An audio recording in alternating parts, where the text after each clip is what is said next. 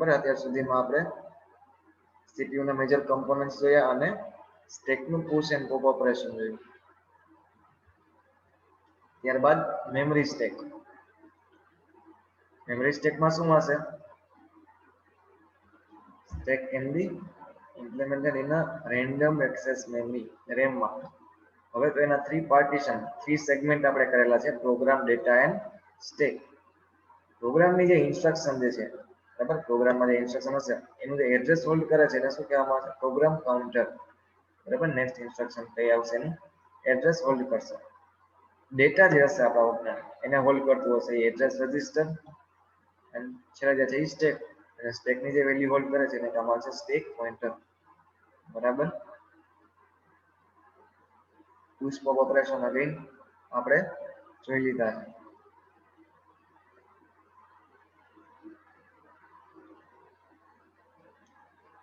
ત્યાર પછી તો reverse polish notation. Reverse polish notation તો આપણે જે ઓપરેશન કરવાના હતા એ રિવર્સ પોલિશ નોટેશન થ્રુ કરશું સ્ટેકના. એક્ઝામ્પલ આપણે તો a into b plus c into d. આ જે છે એને કહેવામાં આવે છે ઇનફિક્સ નોટેશન. આ જે એક્ઝામ્પલ આપ્યું છે a into b plus c into d, તો એ કહેવામાં આવશે ઇનફિક્સ નોટેશન. ત્યારબાદ પ્લસ ની સાઇન. હવે આ એક્ઝામ્પલ પર આપણે સમજીએ. a plus b તો પ્લસ વચ્ચે છે એટલે એમાં આવશે ઇનફિક્સ. પ્લસ ની સાઇન આગળ છે તો એ આવશે પ્રીફિક્સ અથવા તો પોલિશ નોટેશન કહેવામાં આવે છે. અને પ્લસ ની સાઇન પાછળ લખીએ છીએ તો એને કહેવામાં આવે છે પોસ્ટફિક્સ ઓર રિવર્સ પોલિશ નોટેશન, કે જે આપણે યુઝ કરવાના છે. એટલે કે આપણી જે સાઇન જે છે ઓલવેઝ પાછળ લખશું એટલે એને પોસ્ટફિક્સ અથવા તો રિવર્સ પોલિશ નોટેશન કહેવામાં આવે છે. એક્ઝામ્પલ આપણું હતું a into b plus c into d. તો a into b હતું, હવે શું થઈ ગયું? a b into c into d હતું, એ થઈ ગયા છે c d into, અને આ બે વચ્ચે જે પ્લસ ની સાઇન હતી એ સાવ લાસ્ટમાં. ક્લિયર છે? તો આ રીતે રિવર્સ પોલિશ નોટેશનમાં આપણે યુઝ કરીએ છીએ. ત્યારબાદ એક એક્ઝામ્પલ પણ આપેલું હતું એ જોઈ લઈએ. a plus b into c into b plus c plus a. બરાબર. ab પ્લસ થઈ ગયું, પ્લસ ની સાઇન પાછળ આવી ગઈ. de પ્લસ, પ્લસ ની સાઇન એન્ડમાં લખ્યું. ત્યારબાદ cde પ્લસ, પછી આ જે સાઇન હતી એ આ બાજુ લઈ લીધી લાસ્ટમાં. ત્યારબાદ આ બધું સાથે અને આ જે સાઇન હતી એ પાછળ લઈ લીધી. બરાબર. એટલે કે cde પ્લસ ઇન્ટુ પછી આ f અને પછી આ જે પ્લસ વચ્ચે હતું એની પછી લાસ્ટમાં લખ્યું. એ જ રીતે આ જે છે ઇન્ટુ એ પણ લાસ્ટમાં લખી નાખીએ. એટલે ab plus cde plus into f plus into. બરાબર છે. વચ્ચે વચ્ચે જે સાઇન આવશે એ આપણે લાસ્ટમાં એડ કરતા જશું. તો આ રીતે રિવર્સ પોલિશ નોટેશન આપણે એક્ઝામ્પલ પણ જોયેલા હતા. હવે એક ન્યુમેરિકલ એક્ઝામ્પલ આપેલું હતું આપણને. જો 3 4, પહેલા તો આ 3 into 4 plus 5 into 6 ઓપરેશન આપણે કરવાનું છે. રિવર્સ પોલિશ નોટેશનમાં શું કરશું? 3 4 into 5 6 into અને પછી પ્લસ. એટલે 3 પહેલા એડ કરશું, પછી 4 એડ કરશું, ત્યારબાદ 3 4 પછી ઇન્ટુ છે એટલે કે મલ્ટીપ્લિકેશન કરશું બેનું 12. બરાબર. એ એમનેમ રહેશે. પછી 5 એડ કરશું, પછી 6 એડ કરશું, પછી 5 અને 6 વચ્ચે ઇન્ટુ છે એટલે 5 6 નું મલ્ટીપ્લિકેશન કરશું. ત્યારબાદ છેલ્લે પ્લસ ની સાઇન, એટલે કે હવે આ જે બે વેલ્યુ જે છે એ વચ્ચે પ્લસ કરશે એટલે 42 થઈ જશે. તો આ પણ એક્ઝામ્પલ આપણે જોયેલું હતું.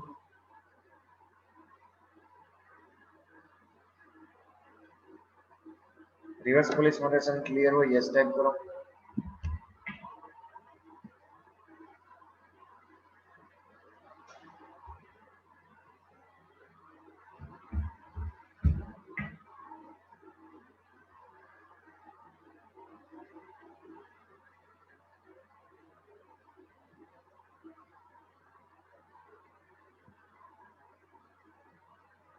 રિવર્સ પોલિશ નોટેશન ક્લિયર હોય બધા યસ ટાઈપ કરો.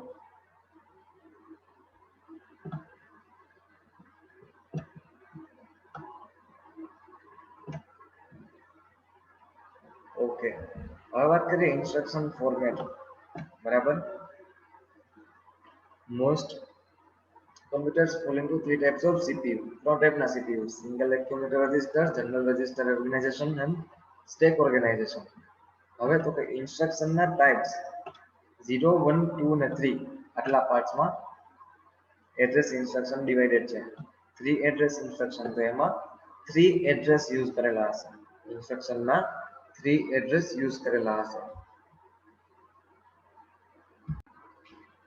સો 3 એડ્રેસ ઇન્સ્ટ્રક્શન, તો ઇન્સ્ટ્રક્શન સાથે 3 એડ્રેસ આપણને બતાવેલા હશે, બરાબર છે.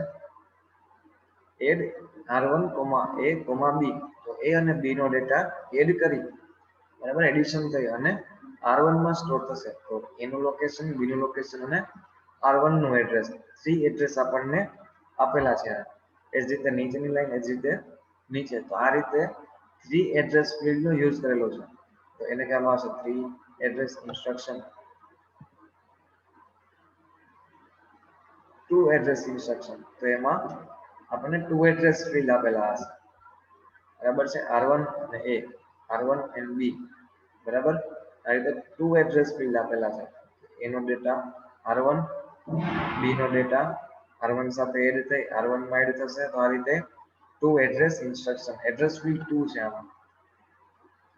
1 એડ્રેસ ઇન્સ્ટ્રક્શન, તો એક એડ્રેસ આપેલું હશે, બરાબર. જે ઇમ્પ્લાઇડ એક્યુમ્યુલેટર હતું, ઇમ્પ્લાઇડ મોડ, એ બધું આમાં આવશે. 1 એડ્રેસ ફિલ્ડ છે, a નો ડેટા છે એ આપણે એક્યુમ્યુલેટરમાં લોડ કરવાનો છે, બરાબર.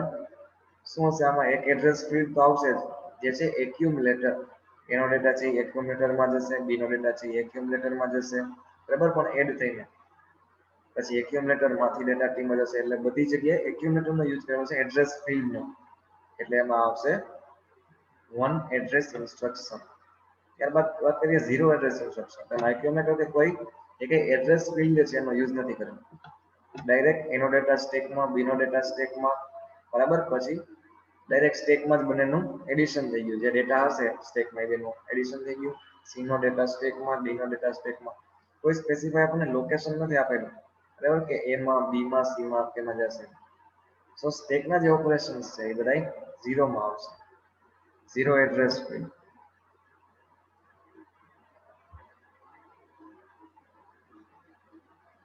આ ક્લિયર છે? યસ ટાઈપ કરો. 3 2 1 0.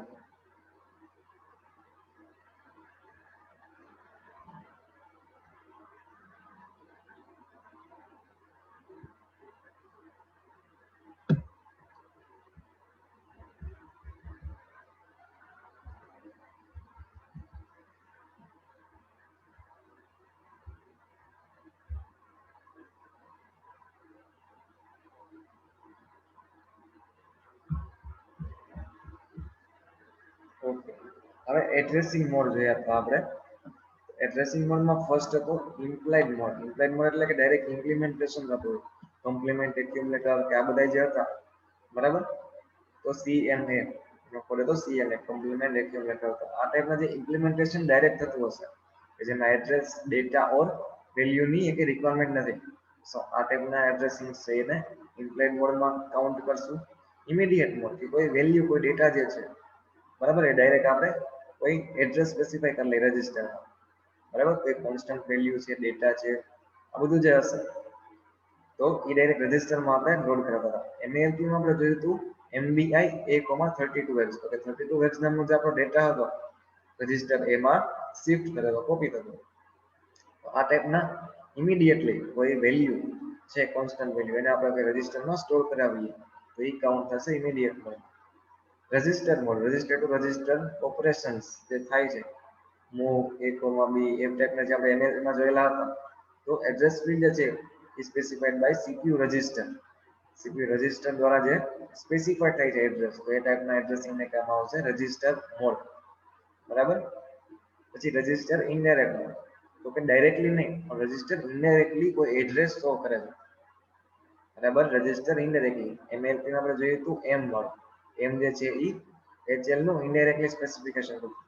તો આ રીતે કોઈ રજિસ્ટર જે છે એ ઇનડાયરેક્ટલી સ્પેસિફિકેશન આપે છે કોઈ એડ્રેસ, એ ટાઈપના કહેવામાં આવશે register indirect mode. Auto increment or auto decrement mode, રજિસ્ટરને, બરાબર, ઇનડાયરેક્ટલી એની વેલ્યુ આપણે ઇન્ક્રીમેન્ટ અથવા ડિક્રીમેન્ટ કરાવીએ છીએ. Similar to register indirect mode, but શું થશે આમાં ઇન્ક્રીમેન્ટ અથવા તો ડિક્રીમેન્ટ થશે મેમરીથી. તો નામ જ છે increment or auto decrement mode.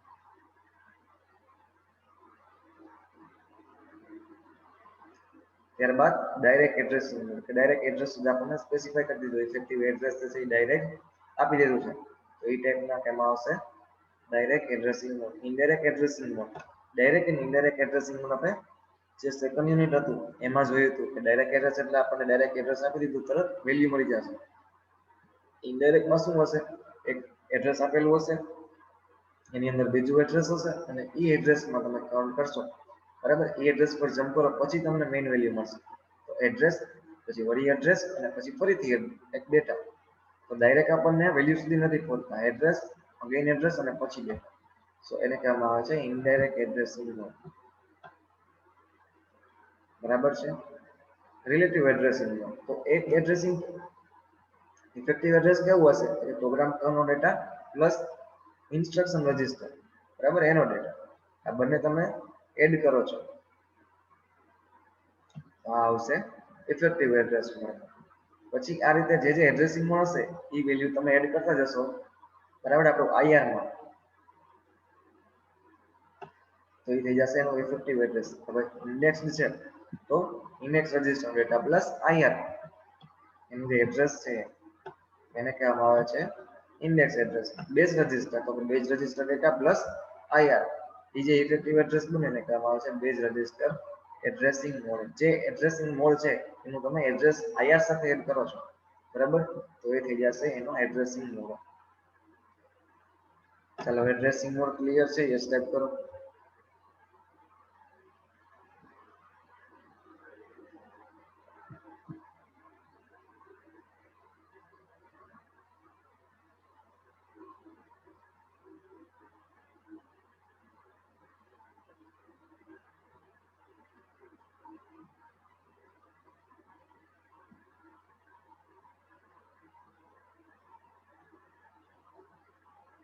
Okay, હવે વાત કરીએ subroutine call and return.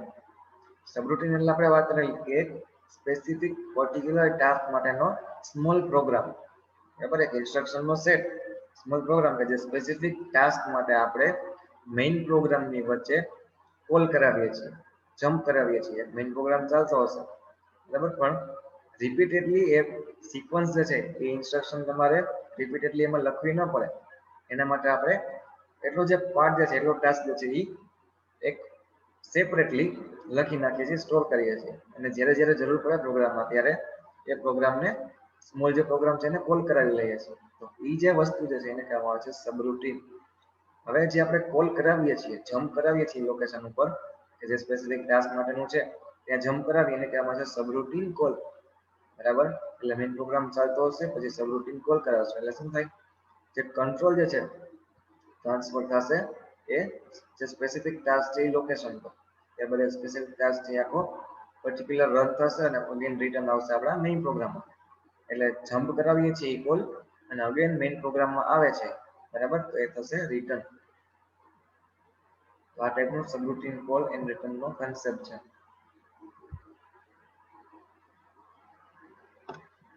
Generally આપણે શેમાં સેવ કરાવીએ છીએ? જ્યારે આપણે સબરૂટીન કોલ કરાવીએ છીએ ત્યારે મેઇન પ્રોગ્રામનો ડેટા છે એ શેમાં સેવ કરાવીએ છીએ? ટાઈપ કરો.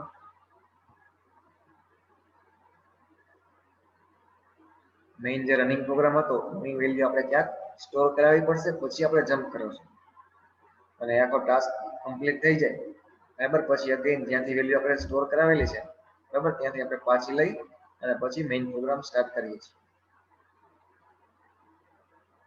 કોઈ પણ મેમરીમાં તમે યુઝ કરી શકો છો, બરાબર? કોઈ પણ મેમરી, કોઈ રજિસ્ટર અથવા તો stack.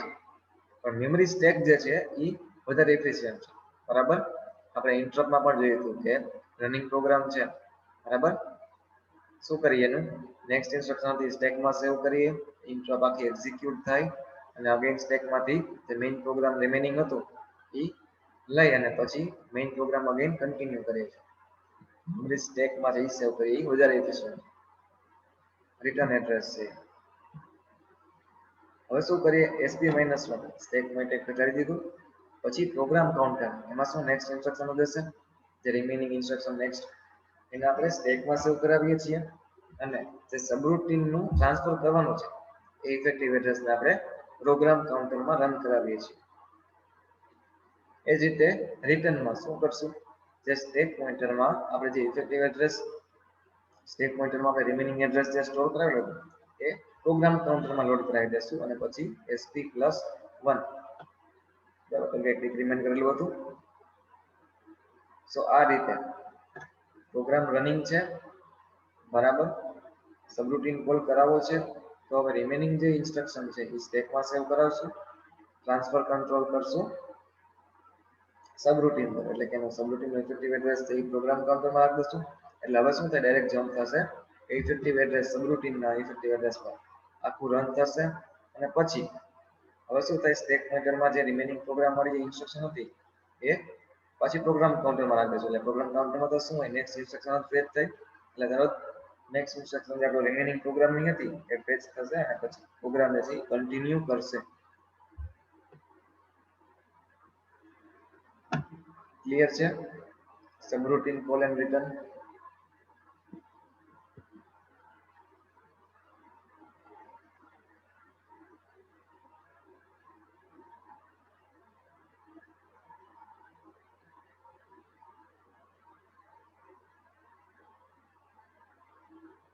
Subroutine call and return clear હોય યસ ટાઈપ કરો.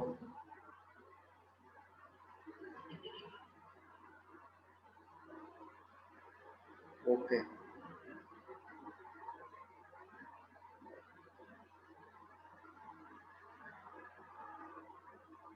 હવે વાત કરીએ program counter, sorry program interrupt.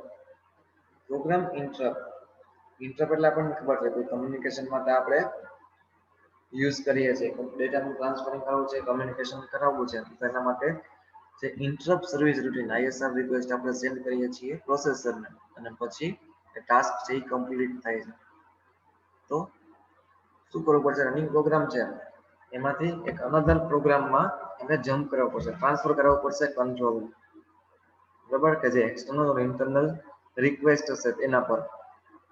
સો પહેલા તો એના સ્ટેટસ ઓફ CPU, પ્રોગ્રામ કાઉન્ટરનો કન્ટેન્ટ, પ્રોસેસર રજિસ્ટરનો કન્ટેન્ટ અને content of certain status condition. Status condition એટલે સ્ટેટસ આપણા ફ્લેગ હતા PSW, પ્રોગ્રામ સ્ટેટસ વર્ડ, કે જેમાં ઓવરફ્લો, ઝીરો, સાઇન, કેરી, બધી જે સ્ટેટસ આપણને શો કરતા હશે. The following points will define the status of CPU. CPU નું સ્ટેટસ પહેલા તો જાણવું પડશે, એટલે PSW program status word, again MLP માં આવી ગયું. ટાઈપ્સ ઓફ ઇન્ટરપ્ટ આપણે લાસ્ટ ટોપિક જોયેલો હતો, એક્સટર્નલ હોય, ઇન્ટરનલ હોય અથવા તો સોફ્ટવેર. એક્સટર્નલ એટલે કે ઇનપુટ આઉટપુટ ડિવાઇસ સાથેનું ડેટાનું ટ્રાન્સફરિંગ, બરાબર. તો આ ટાઈપની જે ઇન્ટરપ્ટ આવે છે, રિક્વેસ્ટ આવે છે, એને કહેવામાં આવે છે એક્સટર્નલ ઇન્ટરપ્ટ. એક્સટર્નલ ડિવાઇસ જે કનેક્ટ કરેલા છે આપણા ઇનપુટ આઉટપુટ, એના રિગાર્ડિંગ રિક્વેસ્ટ આવે છે, તો એને કહેવામાં આવે છે external interrupt.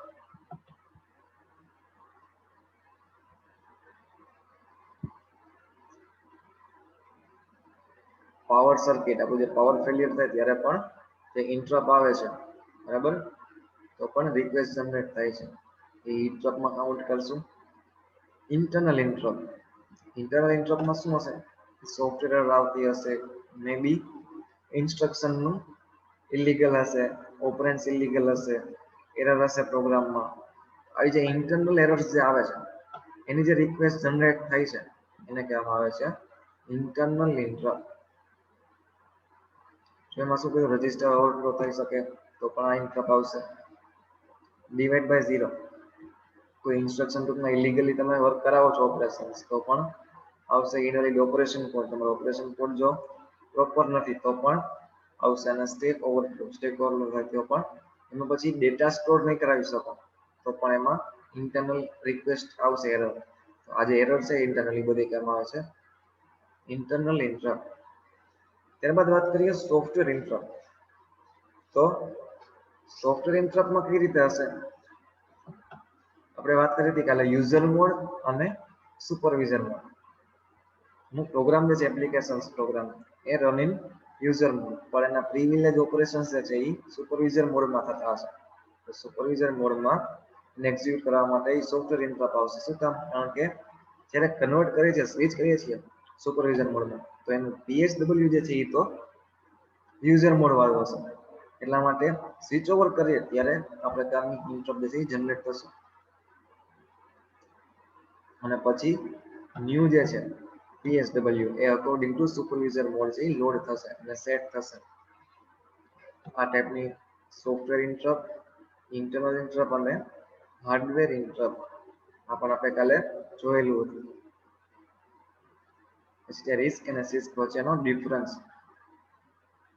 Complex instruction set computer અને રિડ્યુસ ઇન્સ્ટ્રક્શન સેટ કમ્પ્યુટર નામ જ શું છે રિડ્યુસ, જેમાં ઓછી હશે અને કોમ્પ્લેક્સમાં વધુ હશે. તો આ ડિફરન્સ આપણે કાલે જોતા હતા. જેમાં શું હતું ફ્યુ ઇન્સ્ટ્રક્શન સિસ્કમાં મોર, પછી રિસ્કમાં ફ્યુ એડ્રેસિંગ મોડ, આમાં large number of addressing mode, hardware control, આમાં માઇક્રો પ્રોગ્રામ બધું હશે. હાર્ડવેર શું કામ ઓછી ઇન્સ્ટ્રક્શન છે તો હાર્ડવેર કંટ્રોલ યુનિટ, આમાં વધારે છે તો માઇક્રો પ્રોગ્રામ. ત્યારબાદ સ્મોલ સેટ ઓફ ઇન્સ્ટ્રક્શન, બરાબર, આમાં ટિપિકલ લિસ્ટ વધારે ઇન્સ્ટ્રક્શન હશે તો ડાયરેક્ટ મેનિપ્યુલેશન ઓપરેન્ડ જે છે ડાયરેક્ટ નો કરાવવો પડશે. જે ફિક્સ લેન્થ ઇઝીલી ડીકોડેડ, કેમ કે ઓછી ઇન્સ્ટ્રક્શન છે ઇઝીલી ડીકોડ થઈ જશે. આમાં વેરિયેબલ લેન્થ ઇન્સ્ટ્રક્શન ફોર્મેટ એટલે આપણી કોમ્પ્લેક્સ રહેશે. ત્યારબાદ લેસ એક્ઝિક્યુશન ટાઈમ, કેમ કે ઇન્સ્ટ્રક્શન ઓછી છે, execution time is high.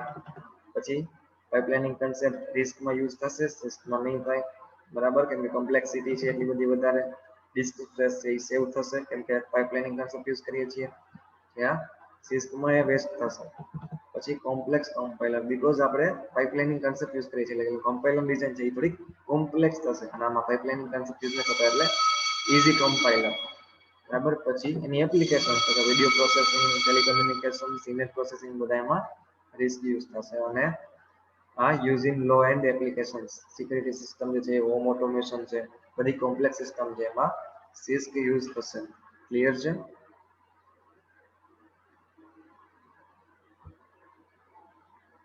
Difference clear હોય યસ ટાઈપ કરો.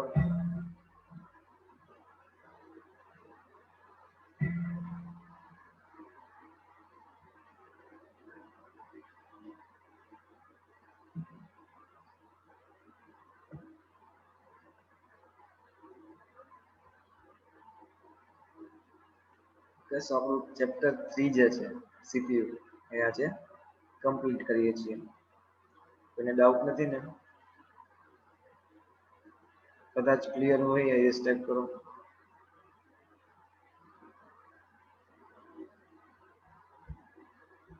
ઓકે.